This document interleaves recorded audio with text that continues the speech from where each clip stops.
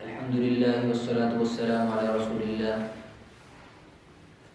اما بعد اعوذ باللہ من الشیطان الرجیم بسم اللہ الرحمن الرحیم نون والقلم وما يسطرون ما أنت بنعمة ربك بمجنون وإن لك لأجرا غير ممنون وإنك لعلى خلق عظيم فستبصر ويبصرون بأيكم المفتون إن ربك هو أعلم بمن ضل عن سبيله وهو أعلم بالمهتدين فلا تطع المكذبين ودوا لو تدهن فيدهنون ولا تطع كل حلاف مهين هماز مشاء بنميم مناع للخير معتد أثيم عتل بعد ذلك زنيم أن كان ذا مال وبنين إذا تتلى عليه آياتنا قال أساطير الأولين سنسمه على الخرطوم صدق اللہ العظیم. اس سے پہلے ہم سن رہے تھے سورہ ملک. سورہ ملک کے اندر اللہ تعالیٰ نے اپنی قدرت کی نشانیوں کو اور اپنی بادشاہت کو بتایا کہ دیکھو وہ تمہارا رب کتنا بڑا بادشاہ ہے، کتنی بڑی اس کی قدرت ہے، کتنی بڑی اس کی کائنات ہے اور کتنا عظیم بادشاہ ہے. اور ساتھ میں یہ سمجھایا کہ اس کی بادشاہت بیکار نہیں ہے، کہ اس کا کوئی مقصد ہی نہ ہو، بس ایسے ہی انسان پیدا ہو، گھاس کی طرح کھیتی کی طرح کٹ جائیں مر جائیں اور کوئی پوچھنے والا نہ ہو. ایسا نہیں ہے. لِيَبْلُوَكُمْ أَيُّكُمْ أَحْسَنُ عَمَلًا. اس کی بادشاہت کا یہ مقصد ہے کہ تمہیں وہ آزمائے کہ دیکھیں کون اس کی بادشاہت کو سمجھ کر اور اس کے سامنے، اس کے حکموں کے سامنے سر جھکا کر آتا ہے اور کون اکڑ کر زندگی گزار کر آتا ہے. جو سر جھکا کر اپنا اللہ کا فرما بردار بن کر آئے گا لَهُمْ مَغْفِرَةٌ وَأَجْرٌ كَبِيرٌ. ہم ان کے گناہوں کو بھی معاف کریں گے اور بہت بڑا اجر بھی دیں گے. اور جو ہمارے گناہوں کو نہیں جو ہمارے حکموں کو نہیں مانے گا، اکڑ کر زندگی گزار کر آئے گا، تو پھر اس کے لیے جہنم تیار ہے. تکاد تمیز من الغیظ. غصے سے پھٹی جا رہی ہے. اپنی قدرت کی نشانیوں کو خاص طور پہ اس سورہ ملک کے اندر بیان کیا گیا تھا. یہاں آگے سورہ قلم ہے. اس کے بعد اب سورہ قلم شروع ہو رہی ہے. اس کے اندر شروع سے بنیادی طور پر رسالت کا مضمون ہے. رسول پاک صلی اللہ علیہ وسلم کی رسالت کو بیان کیا جا رہا ہے اور اس کو امت کے سامنے یہ چیز لائی جا رہی ہے کہ جو نبی تمہارے درمیان آئے ہیں صلی اللہ علیہ وسلم، جو مشن لے کے تمہارے درمیان آئے ہیں اور جس مقصد سے وہ تمہارے درمیان مبعوث ہوئے ہیں، وہ ایک عظیم ہستی ہے اور وہ ایک عظیم مقصد ہے. لہذا دنیا والوں کو ان کو پہچاننا چاہیے اور ان کے دین اور ان کی شریعت اور ان کی سنت جو وہ اس دنیا کے اندر لے کر آئے ہیں اس کو فالو کرنا چاہیے. ساتھ ہی میں یہ بتایا کہ دنیا کے اندر کچھ ان کے دشمن بھی کھڑے ہیں جو ان کو فالو کرنے کے بجائے اپنے آپ کو فالو کرواتے ہیں، جو دنیا کو یہ سمجھاتے ہیں کہ نہیں سب سے بڑے ہم ہیں، ہمارا طریقہ، ہمارا کلچر، ہماری تہذیب سب سے بڑی ہے. تم نعوذ باللہ محمد رسول اللہ صلی اللہ علیہ وسلم کی تہذیب میں کچھ نہیں رکھا، تم ادھر کہاں جا رہے ہو، ہماری تہذیب کی طرف آؤ. اور بڑے سہانے نعرے لگاتے ہیں اور بڑے خوبصورت باتیں کرتے ہیں، بڑے خوبصورت منظر دکھاتے ہیں. لیکن اس کے بالمقابل رسول پاک صلی اللہ علیہ وسلم کی کلچر، آپ کی تہذیب، آپ کی شریعت اور سنت جو ہے اس کو اس صورت کے اندر کھول کھول کر بیان کیا گیا ہے شروع کے اندر. تو آپ سنیے، نون والقلم وما يسطرون. نون یہ ایک ایسا حرف ہے جس کا کیا مقصد ہے، جس کا کیا مطلب ہے، اللہ ہی جانتا ہے. اصل میں عرب والوں کے یہاں نا، عرب والوں کو اپنی زبان پر بڑا ناز تھا. وہ لوگ سمجھتے تھے کہ عرب کے اندر جو عربی زبان ہے اس کے علاوہ دنیا میں کوئی زبان ہی نہیں ہے. باقی ساروں کو وہ کہتے ہیں گونگا، بس بولنے والا صرف عربی. تو عرب والوں کو زبان پر بڑا ناز تھا. تو اللہ تعالیٰ نے یہ ایک حرف کی جو آیتیں ہیں نا، نون، قاف، حامیم، الف لام میم، اس طرح کے لفظ لا کر ان کو بتایا اچھا تمہاری زبان اسی سے تو بنتی ہے نا، الف سے، لام سے، میم سے، نون سے. بتاؤ اگر اپنی زبان کو جانتے ہو، اپنی زبان پر اتنا ناز رکھتے ہو تو نون کا کیا مطلب ہے، قاف کا کیا مطلب ہے. اب وہ لوگ پریشان تھے، یہ کیسا کلام ہے، یہ کیسا قرآن ہے کہ ہماری زبان میں اترتا ہے، ہمیں نہیں پتہ چلتا اس کا کیا مطلب ہے. تو ظاہر سی بات ہے جو مطلب اللہ سمجھائے گا، جو اللہ بتانا چاہے گا وہی تو انسان کو علم حاصل ہوگا. جو نہیں اللہ بتانا چاہے گا وہ کیسے حاصل ہوگا. تو اس کے بارے میں کہتے ہیں کہ نون اللہ ہی جانتا ہے اس کا کیا مطلب ہے، کیا راز ہے اس میں، اللہ ہی کو پتا ہے. آگے چلیے. والقلم وما يسطرون، قسم ہے قلم کی اور قسم ہے فرشتوں کے لکھنے کی، جو لکھتے ہیں فرشتے، وہ فرشتے جو لکھنے پر مامور ہیں، اور وہ تحریریں جو قلم سے لکھی جاتی ہیں اللہ تعالیٰ نے ان کی قسم کھائی. بھائی قلم کی قسم کیوں کھائی؟ جو تحریریں لکھی جا رہی ہیں ان کی قسمیں کیوں کھائی؟ اور قسم کھا کر کیا کہا جا رہا ہے آگے؟ پہلی بات تو یاد رکھیں، جب اللہ تعالیٰ کسی چیز کی قسم کھائے، ہمیں انسانوں کو حکم ہے کہ اللہ کے علاوہ کسی کی قسم کھانا جائز نہیں ہے. لیکن جب اللہ خود کسی چیز کی قسم کھائے، اس کا مطلب یہ ہے کہ اس پہ غور کرنا چاہیے، اس پہ غور کرنا چاہیے.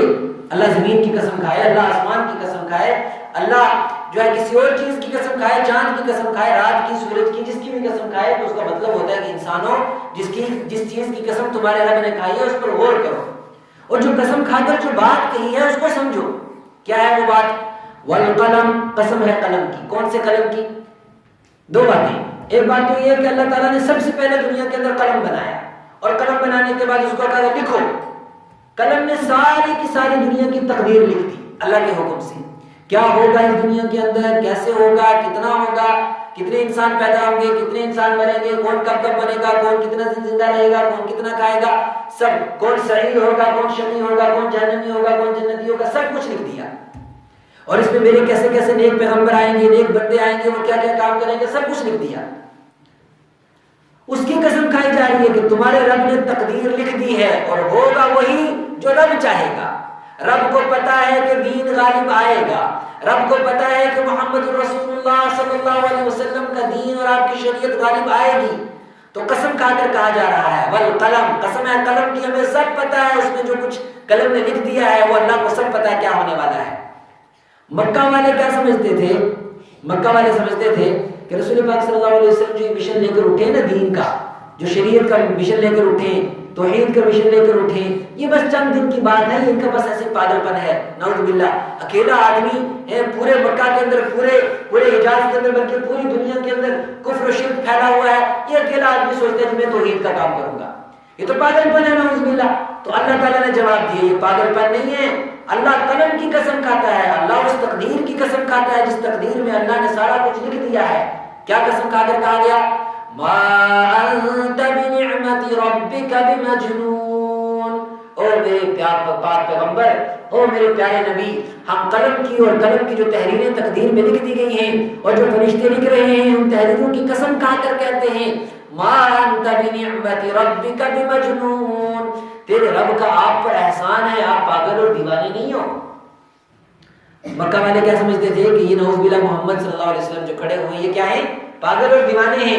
یہ ایسے بس اکیلے کھڑے ہوں گے اتنی ساری دنیا کے خلاف جنگ کرنے کے لیے، اتنی ساری دنیا کی سوچ کے اکیلے بدل دیں گے. اس کا مطلب ایسا لگتا ہے کہ شاید نعوذ باللہ ان کے اوپر جنون طاری ہو گیا ہے، شاید ان کا جو ہے دماغ خراب ہو گیا. نعوذ باللہ. ایسا لگتا ہے کسی جن بھوت کا اثر ہو گیا ان کے اوپر. یہ مکہ کے اندر بتوں کو نکالنے کی کام سے 360 بتوں کی ہمارے باپ دادا عبادت کرتے آئے، اور یہ آج ہمیں کہتے ہیں کہ ان کی عبادت نہ کرو، آج یہ کوئی نیا دین لے کر آگے. تو مکہ والوں نے کہا انہ ساحر، یہ جادوگر ہے، اس کو کچھ ہو گیا ہے. انہ مجنون، یہ پاگل ہے. آپ صلی اللہ علیہ وسلم کے چاچا پیچھے پیچھے چلتا تھا اور آپ صلی اللہ علیہ وسلم لوگوں کو سمجھاتے تھے. چاچا کہتا تھا ان کی بات نہ سنو، یہ پاگل ہے، نعوذ باللہ، یہ دیوانہ ہے. تو اللہ تعالیٰ نے اپنے پاک پیغمبر کو تسلی دی اور فرمایا ما انت بنعمت ربک، اے میرے پاک پیغمبر، یہ جو دنیا والے بیوقوف ہیں انہیں پتہ ہی نہیں کہ رب کا کرم کس کے اوپر ہے، انہیں پتہ ہی نہیں ہے کہ رب کا احسان کس کے اوپر ہے. آپ کے اوپر تو آپ کے رب کا احسان ہے، آپ کے پیچھے تو آپ کا رب ہے. آپ کی مدد کے لیے، آپ کی نصرت کے لیے اور آپ کے اس مشن کو کھڑا کرنے کے لیے. یہ کوئی آپ کا کام تھوڑی ہے، یہ کام کس کا ہے؟ اللہ کا کام ہے. تو اللہ نے اعلان کیا کہ یہ دنیا والے آپ کو پاگل کہتے ہیں، یہ دنیا والے آپ کو دیوانہ سمجھتے ہیں، یہ دنیا والے سمجھتے ہیں کہ چند دن کی بات ہے، لیکن میں پاک رب پاک پیغمبر کو یہ تسلی دیتا ہوں، ما انت بنعمت ربک بمجنون. آپ پاگل اور دیوانے نہیں ہو. آپ کا جو مشن ہے انسانوں کو سنبھالنے کا، جنت کی طرف لے جانے کا، جہنم کی آگ سے بچانے کا، اللہ کے بندوں کو اللہ کے قریب کرنے کا، یہ کسی پاگل کا مشن نہیں ہے. بات سمجھ آئی یہاں تک؟ اب یہاں رک کر ایک اور بات سمجھیے، پھر بات ختم کرتے ہیں. رسول پاک صلی اللہ علیہ وسلم جس مشن کو لے کر کھڑے ہوئے، یعنی دین کے مشن کو، کہ دین کیسے زندہ ہو جائے، اللہ کے بندے اللہ کے قریب کیسے ہو جائیں، ہیں جو اللہ سے دور ہیں وہ دور نہ جائیں، جہنم کی آگ سے بچ جائیں، اللہ کے قریب ہو جائیں. اس مشن کو لے کر کون کھڑا ہوا؟ رسول پاک صلی اللہ علیہ وسلم. اور کیا کہا لوگوں نے؟ پاگل ہے، دیوانہ ہے.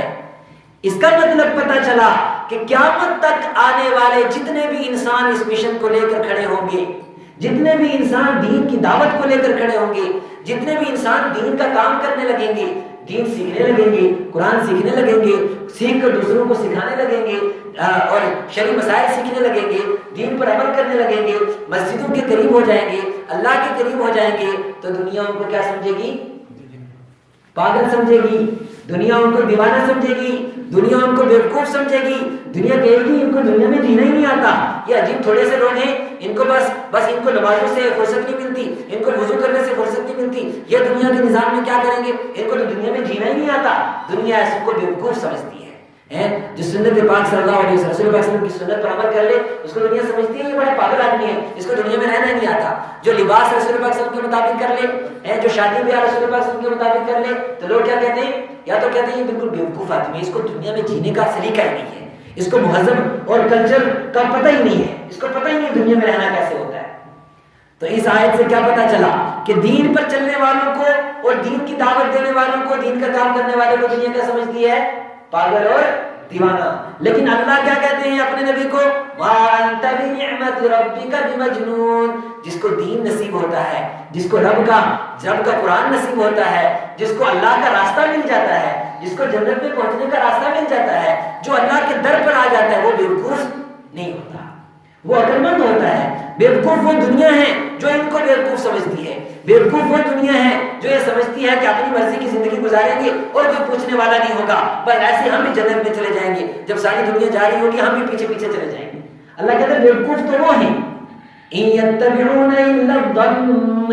یہ وہ لوگ ہیں جو گمان کے مطابق زندگی گزارتے ہیں، اپنی مرضی سے زندگی گزارتے ہیں اور سوچتے ہیں کہ بس ہمارے لیے بھی آگے جنت تیار ہے. دین پر چلنے والے، دین کی خدمت کرنے والے، دین کا مشن لے کر چلنے والے کبھی پاگل اور دیوانے نہیں ہوتے.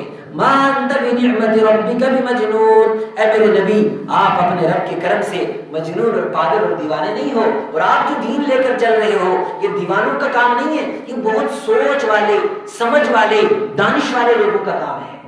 آپ مجھے بتاؤ، ایک انسان دن بھر کام کرتا ہے، کیوں کرتا ہے؟ پیسہ کماتا ہے، کس کے لیے کماتا ہے؟ اپنے لیے، اپنے بچوں کے لیے، اپنا پیٹ پالنے کے لیے. تو مشقت کیوں برداشت کرتا ہے؟ اپنے لیے. لیکن ایک انسان دن بھر ساری زندگی اپنے آپ کو وقف کر دیتا ہے دین کے لیے، نمازوں کا پابند رہتا ہے، دوسروں کو بھی نماز کے، اپنا دنیا کا وقت نکال کر دین کے کام میں لگاتا ہے، اور دنیا کی چیزوں میں لوگوں کو نہیں الجھاتا، لوگوں کو ان کی قبر کی طرف لاتا ہے، لوگوں کو آخرت کی تیاری کی فکر دلاتا ہے. اور لوگ کیا سمجھتے ہیں؟ یہ بیوقوف ہے. اب بتائیے بیوقوف کون ہے؟ بیوقوف وہ ہے جو دین کو سمجھتا نہیں ہے. بیوقوف وہ ہے جو دین کے راستے پر آنا نہیں چاہتا اور سوچتا ہے میں تو مزے سے زندگی گزار رہا ہوں، آگے بھی میرے لیے مزے کی زندگی ہے. ایک آیت ہو وَإِنَّ لَكَ لَأَجْرًا غَيْرَ مَمْنُونٍ. یہ جن کو آپ پاگل سمجھتے ہو، رسول پاک صلی اللہ علیہ وسلم کو نعوذ باللہ مکہ کے کافر سمجھتے تھے نا پاگل ہیں، تو آپ نے فرمایا، اللہ تعالیٰ نے فرمایا اے نبی یہ آپ کو پاگل اور دیوانہ سمجھتے ہیں، ان کو ایسا لگتا ہے نہ ان کا دنیا میں کچھ اور نہ آخرت میں کچھ. لیکن میں رب ذوالجلال اعلان کرتا ہوں کہ یہ جس مشن کو پاگل کا اور دیوانے کا مشن سمجھ رہے ہیں، اس کے اوپر اللہ نے ایسا اجر رکھا ہے جو انسان سوچ بھی نہیں سکتا، جو انسان سوچ بھی نہیں سکتا. نمازوں کی پابندی، اللہ کے دین کی پابندی، اللہ کے دین کی دعوت، یہ کوئی چھوٹا کام ہے؟ اپنی زندگی کو دین کے لیے وقف کرتے رہے، کوئی چھوٹا کام ہے؟ لوگوں کے پیچھے پیچھے چلنا، اللہ کے دین کی طرف آ جاؤ. اللہ کے دین کیسے کرتے تھے آپ صلی اللہ علیہ وسلم؟ کہتے تھے صحابہ کرام کو، میرے صحابہ یہ جو میری امت ہے، یہ جو لوگ ہیں، یہ جہنم کی طرف بھاگے جا رہے ہیں وَأَنَا آخِذُكُم بِحُجَزِكُم، اور میں تمہاری کمر پکڑ پکڑ کر تمہیں اللہ کے دین کی طرف لا رہا ہوں اور جہنم سے بچا رہا ہوں اور جنت میں لے کے جا رہا ہوں۔ تو اتنی انسانوں کی اتنی فکر کرنے والی ذات اور اس کو کوئی اجر نہ ملے، ایسا ہو سکتا ہے؟ نہیں ہو سکتا۔ وَإِنَّ لَكَ، اے میرے نبی، آپ کے لیے لَأَجْرًا غَيْرَ مَمْنُونٍ، ایسا اجر ہے جو کبھی ختم نہیں ہوگا، جو کبھی سوچا نہیں ہوگا، جس کا کبھی کسی نے خیال نہیں کیا ہوگا۔ یہ صرف آپ صلی اللہ علیہ وسلم کے لیے نہیں، بلکہ آپ کی اس مشن میں قیامت تک جو بھی انسان جڑے گا، آپ کے اس دین کے ساتھ جو بھی جڑے گا، سب کو اللہ نے یہی اجر دینا ہے۔